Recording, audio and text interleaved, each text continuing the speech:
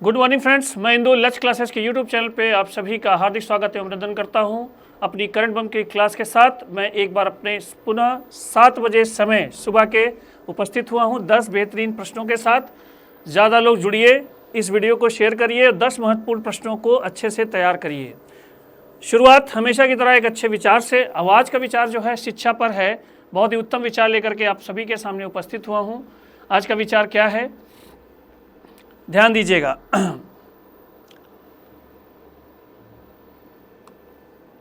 शिक्षा केवल पढ़ना लिखना या डिग्री प्राप्त करना ही नहीं है। ठीक, ये बात बिल्कुल सही है, बल्कि यह मनुष्य के सर्वांगीण विकास की प्रक्रिया है। ठीक, शिक्षा के माध्यम से व्यक्ति ज्ञान, कौशल, मूल्य, संस्कार और जीवन जीने की सही दिशा प्राप्त करता है। तो जैसे हम लोग जो पढ़ाई कर रहे हैं, पढ़ाई किए हैं, उसने हमें सिर्फ पढ़ना लिखना या डिग्री प्राप्त करना ही नहीं सिखाया है। मतलब शिक्षा का उद्देश्य आपको पढ़ना लिखना या डिग्री तक ही नहीं रखना है, बल्कि ये आपके पूरा संपूर्ण विकास के लिए एक संपूर्ण विकास की एक प्रक्रिया है। ठीक, जैसे शिक्षा को उद्देश्य लोग जोड़ते हैं आर्थिक उद्देश्य, नहीं, मनुष्य का जो विकास है, मनुष्य का जो सर्वांगीण विकास है वो एजुकेशन से ही है। और इस शिक्षा के माध्यम से हम नॉलेज, ठीक है, कौशल, मूल्य, संस्कार, सारी चीज़ें जो मानव जाति के लिए आवश्यक हैं और जीवन जीने की सही दिशा, जीवन जीने की सही दिशा हम लोग सीखते हैं। ओवरऑल इस विचार का तात्पर्य यह है कि शिक्षा हमारा सिर्फ एक आर्थिक माध्यम नहीं है, आर्थिक सुनिश्चितता ही नहीं प्रदान करता, ये हमारे संपूर्ण विकास की एक रूपरेखा को भी तय करता है। इसलिए शिक्षित व्यक्ति का हर जगह सम्मान है, शिक्षा का हर जगह सम्मान है, चाहे वो अपर में हो चाहे लोअर में हो, किसी भी क्लास का वो व्यक्ति है, अगर शिक्षित है तो उसकी जो है वैल्यू और सभी चीज़ों से ज़्यादा होती है। तो एजुकेशन का रोल सिर्फ एजुकेशन देना ही नहीं है, पूरा ह्यूमन डेवलपमेंट है। बढ़ते हैं आज के करंट बम के पहले प्रश्न की ओर। क्वेश्चन नंबर 1, बहुत ही अच्छा क्वेश्चन। हाल ही में दादा भाई नौरोजी की 200वीं जयंती के उपलक्ष्य में रिसेप्शन का आयोजन कहाँ हुआ है? पार्टी का आयोजन किया गया है टोक्यो, लंदन, ओटावा, रोम। ठीक, दादा भाई नौरोजी को जैसे हम लोग जानते हैं grand old man of India, grand old man of India, इनका नेम प्रचलित है। ठीक, ये आपके ब्रिटिश पार्लियामेंट, ब्रिटिश संसद के लिए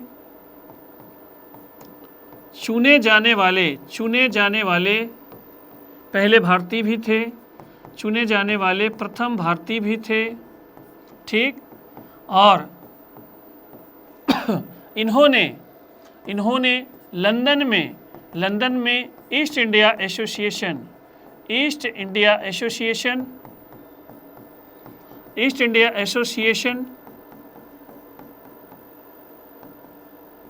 की भी स्थापना की थी, ईस्ट इंडिया एसोसिएशन की स्थापना की थी। ठीक, 1866 ईस्वी में। और ये आपका जो है भारतीयों के हितों के लिए ये कार्य करती थी। इसके साथ ही ये भारत के ऐसे पहले आर्थिक विचारक थे। इनका एक सिद्धांत बहुत फेमस है, ड्रेन ऑफ वेल्थ। इनका एक कॉन्सेप्ट बहुत फेमस है, ड्रेन ऑफ वेल्थ। इसको कहते हैं धन का बहिर्गमन सिद्धांत। ठीक, और इन्होंने पहली बार बताया था कि अंग्रेजों ने कि हमारे यहाँ से कितना पैसा लेकर के ये गए हैं। ठीक, इसके साथ ही इन्होंने प्रथम बार राष्ट्रीय आय की भी गणना की थी। प्रथम बार राष्ट्रीय आय की गणना भी इन्होंने की थी। ठीक, इतनी उपलब्धियां जो हैं इनके खाते में दर्ज हैं। तो इनका जो जन्म हुआ था वो आपका हुआ था 1825 ईस्वी में, 1825 ईस्वी में। और इसकी 200वीं जयंती आपकी 2025 में मनाई जा रही है। और इसी 200वीं जयंती के उपलक्ष्य में लंदन में, जहां इनकी कर्मभूमि थी, लंदन में एक रिसेप्शन का आयोजन किया गया था। तो इसका राइट आंसर है ऑप्शन नंबर बी, लंदन। खटाखट आंसर देते रहिएगा, ज़्यादा इस वीडियो को शेयर करिए, लाइक करिए और कमेंट करिए। क्वेश्चन नंबर 2, बढ़िया क्वेश्चन। हाल ही में चर्चा में रहे प्रेह विहार मंदिर का संबंध किससे है? Myanmar, Cambodia, Vietnam, Bangladesh. ठीक, तो ये मंदिर आपका जो फेमस है, ये मंदिर शिव जी का मंदिर है, शिव जी का मंदिर है। ठीक, इसको बनवाया था यशोवर्मन प्रथम ने। ठीक, चर्चा और इसको जो ये फेमस क्यों है, क्योंकि अभी अभी इसका जो है पुनरुद्धार हुआ और ये कार्य किया किसने? भारत सरकार ने ये काम किया। ठीक, और ये आपका कहाँ पे स्थित है? कंबोडिया में ये स्थित है। और कंबोडिया थाईलैंड संघर्ष के बाद कंबोडिया थाईलैंड संघर्ष में ये आपका जो है क्षत विक्षत हुआ था। ठीक, तो ये जो मंदिर है आपका, ये मंदिर आपका कंबोडिया में है और एक आपका भारत सरकार के सहयोग से इस मंदिर का पुनर्निर्माण हुआ है। तो इसका राइट आंसर है ऑप्शन नंबर बी, कंबोडिया। बढ़ते अगले क्वेश्चन की ओर। क्वेश्चन नंबर 3, बढ़िया क्वेश्चन। हाल ही में किस राज्य ने खुद को नक्सलवाद मुक्त घोषित किया है? झारखंड, मध्य प्रदेश, छत्तीसगढ़, इनमें से कोई नहीं। मैंने अपनी करंट की क्लासेस में नक्सलवाद के बारे में आपको बताया है। ठीक, एक प्रकार का ये एक प्रकार का स्वदेशी आतंकवाद है जो यहीं के लोगों के द्वारा किया जाता है। और इसकी जो शुरुआत हुई थी पश्चिम बंगाल से और धीरे धीरे ये फैलता हुआ बिहार, मध्य प्रदेश, झारखंड, उड़ीसा, छत्तीसगढ़, आंध्र प्रदेश, तेलंगाना, इतने राज्यों तक ये फैल गया। और एक समय, आज से लगभग 10 से 15 वर्ष पहले, ये भारत की बहुत बड़ी समस्या थी। अब इनकी जो गतिविधियों का केंद्र है, जो एक्टिविटी इनकी दिखाई देती है, ये आपकी एक्टिविटी आपको अब ज़्यादातर आपको कहाँ मिलेगी? छत्तीसगढ़ में कुछ ऐसे एरिया हैं दंतेवाड़ा का, जहाँ पर ये आपको देखने को मिलेगा। और लेकिन बाकी जो स्टेट हैं वो धीरे धीरे अपने आप को इस समस्या से मुक्त कर चुके हैं। तो इसमें जो प्रश्न है वो आपका प्रश्न ये है, ये आधिकारिक रूप से, अथॉराइज रूप से, सरकारी रूप से किस राज्य ने अपने आप को नक्सलवाद से मुक्त घोषित किया है? तो राज्य आपका कौन सा है? मध्य प्रदेश ने खुद को नक्सलवाद मुक्त क्षेत्र घोषित किया है। सरकारी जो है अब डाटा में इसको नक्सलवाद क्षेत्र से मुक्त बताया जाएगा। बढ़िया क्वेश्चन। ये बहुत ही शर्मनाक घटना अभी कुछ दिन पहले हुई थी। हाल ही में बांडी बीच पर हनुक्का उत्सव के दौरान आतंकी हमला हुआ है। यह बीच किस देश में स्थित है? फ्रांस, इजराइल, ऑस्ट्रेलिया, इनमें से कोई नहीं। ठीक, बांडी बीच पर यहूदियों के ऊपर आक्रमण हुआ, यहूदियों पर आतंकवादी हमला हुआ। और आपको बता दें, यहूदी सिर्फ एक देश में है और वो देश आपका कौन सा है? इजराइल में है। और ये अपना जो उत्सव मना रहे थे, वे अपना उत्सव मनाते हनुक्का, जहाँ पर कुछ लोगों ने, आतंकवादियों ने गोलियां चलाई। ठीक, तो ये आपका जो बीच है आपका, ये किस देश में? लोकेशन पूछी जा रही है। ये लोकेशन है आपकी कहाँ पर? ऑस्ट्रेलिया में। यह बीच आपका कहाँ पे है? ऑस्ट्रेलिया में। ठीक, तो इसका राइट आंसर है ऑप्शन नंबर सी, ऑस्ट्रेलिया, जहाँ पर यहूदियों पर हमला हुआ था। बढ़ते हैं अगले क्वेश्चन की ओर, खटाखट आंसर देते रहिएगा। हाल ही में किस एम्स ने स्ट्रोक के इलाज के लिए सुपरनोवा स्टेंट नामक स्वदेशी उपकरण का पहली बार परीक्षण किया है? AIIMS Patna, AIIMS Rishikesh, AIIMS नई दिल्ली, इनमें से कोई नहीं। सबसे पहले स्ट्रोक। ठीक है, स्ट्रोक क्या है? ये आपका एक प्रकार का हृदयाघात है, ये आपका हार्ट अटैक है। ठीक, हार्ट अटैक है, हृदयाघात है। ठीक, जो आपका ब्लॉकेज के वजह से उत्पन्न होता है, ब्लॉकेज के वजह से। ब्लॉकेज ये मेडिकल टर्म है और ये आपका जो यूज किया जाता है, कोलेस्ट्रॉल का धमनी में जमाव। ठीक, धमनी में जमाव, ध्यान से सुनिएगा। ठीक, हमारे हृदय को एक ऑक्सीजन की सप्लाई करने वाली जो प्रमुख धमनी है वो है कोरोनरी धमनी। ठीक, जब इसमें ब्लॉकेज होता है, जब इसमें क्या होता है? ब्लॉकेज ब्लॉकेज होता है तो हृदय को शुद्ध रक्त की आपूर्ति, हृदय को शुद्ध रक्त की आपूर्ति, शुद्ध रक्त मीन्स ऑक्सीजन वाला की आपूर्ति रुक जाती है। ठीक, आपूर्ति रुक जाती है, आपूर्ति रुक जाती है।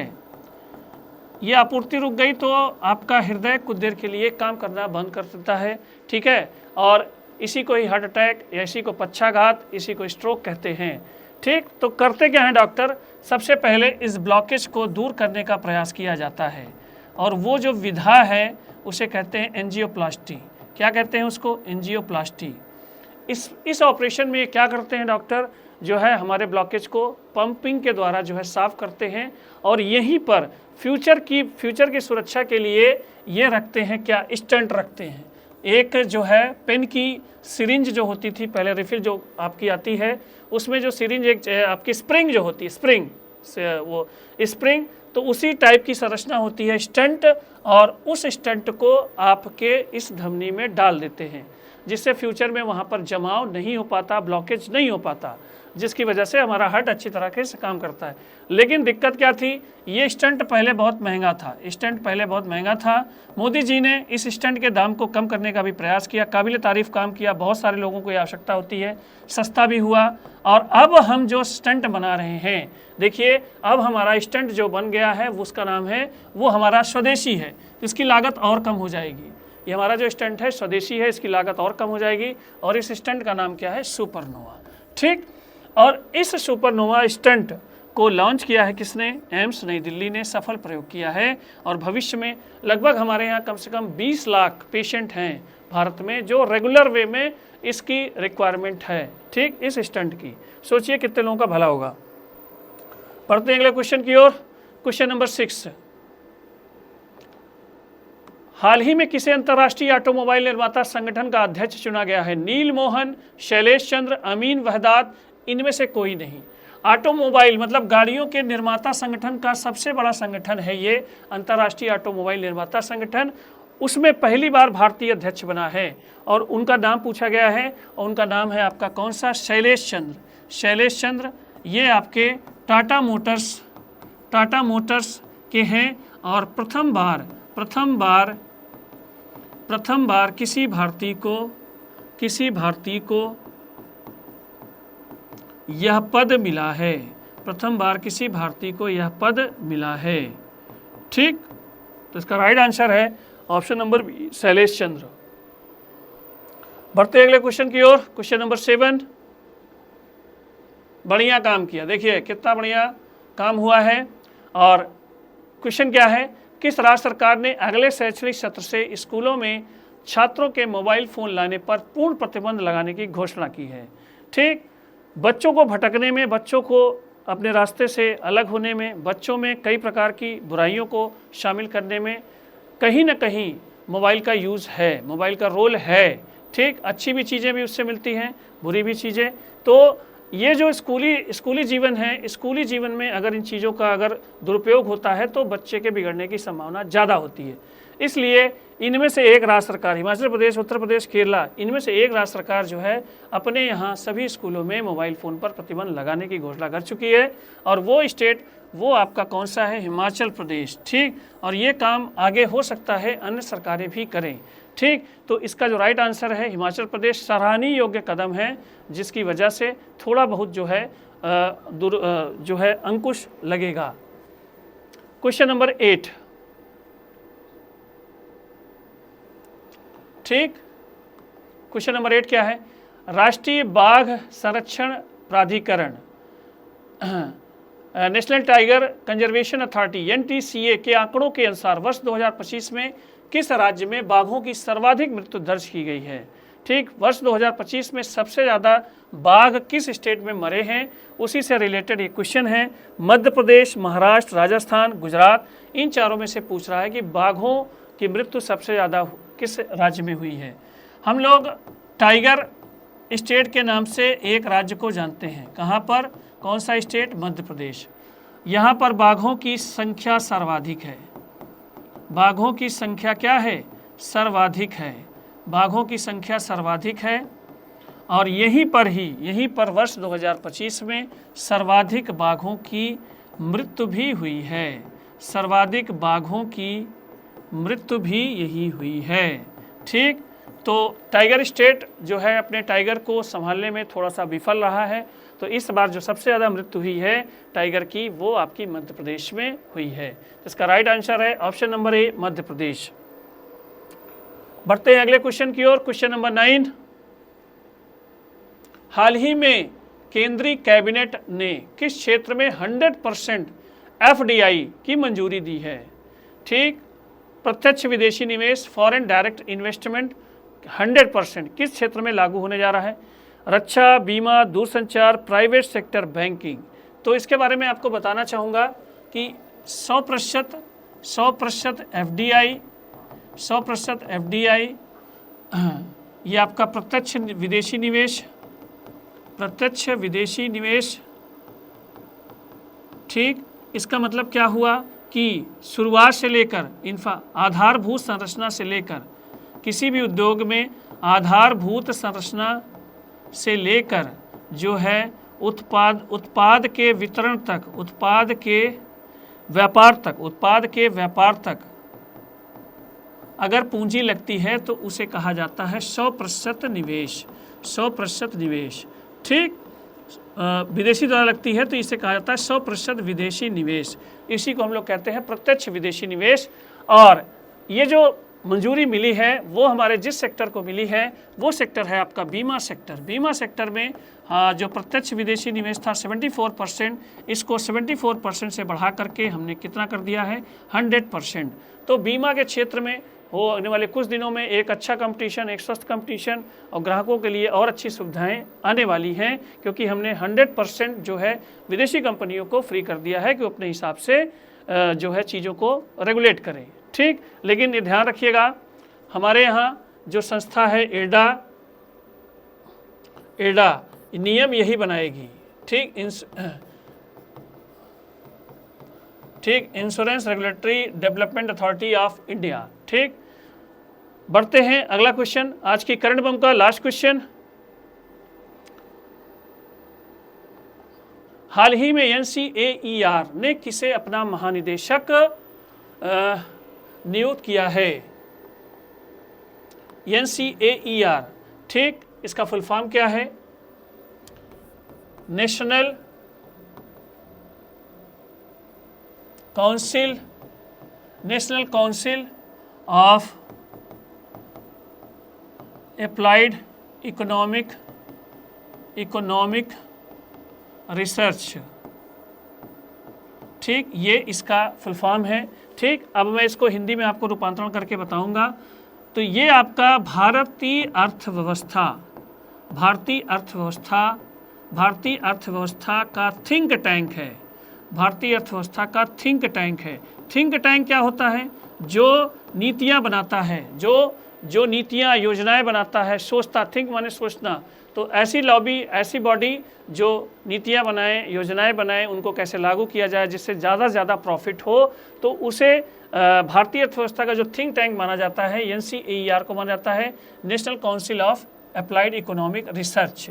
ठीक, इसने अपना महानिदेशक चेंज किया है और इनमें से आपको है शैलेश चंद्र में से सुरेश गोयल, राजकुमार गोयल, इनमें से कौन महानिदेशक बनाए गए हैं? वो है व्यक्ति हैं सुरेश गोयल। इसका राइट आंसर है option number B, Suresh Goyal. ठीक, तो ये थे आज की करंट बम के 10 क्वेश्चन। ये क्वेश्चन कैसे लगे आप जरूर बताइएगा। जितना हो सके इस वीडियो को शेयर करिए, लाइक करिए और कमेंट करिए। आज के लिए इतना ही, धन्यवाद।